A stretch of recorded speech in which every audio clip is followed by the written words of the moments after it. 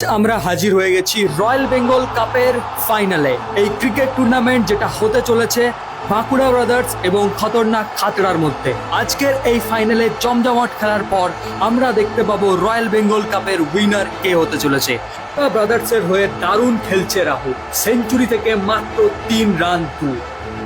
নতুন বলের over, pace বল, দুর্দান্ত বল। কি হঠাৎ রাহুলের চোট।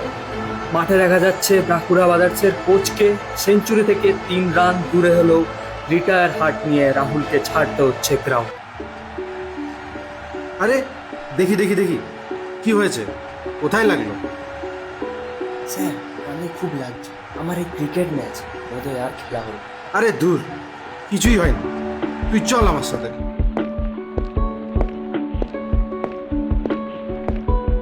এ খুব ভালো ব্যাটসম্যান, কিন্তু আজ ব্যাটিং করার সময় কানে চোট পেয়েছে। দেখুন তো ডাক্তারবাবু, ডিপ ইঞ্জুরি হয়নি তো? এই ব্যাপার, দেখি কি হয়েছে।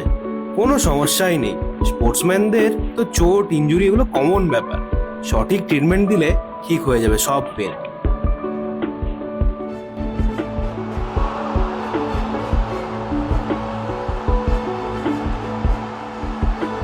যাও ম্যাচটা শেষ করে এসো। প্রায় শেষের মুখে খতরনাক খাতরা জিততে চাই 4 বলে 10 রান, হাতে মাত্র একটা উইকেট।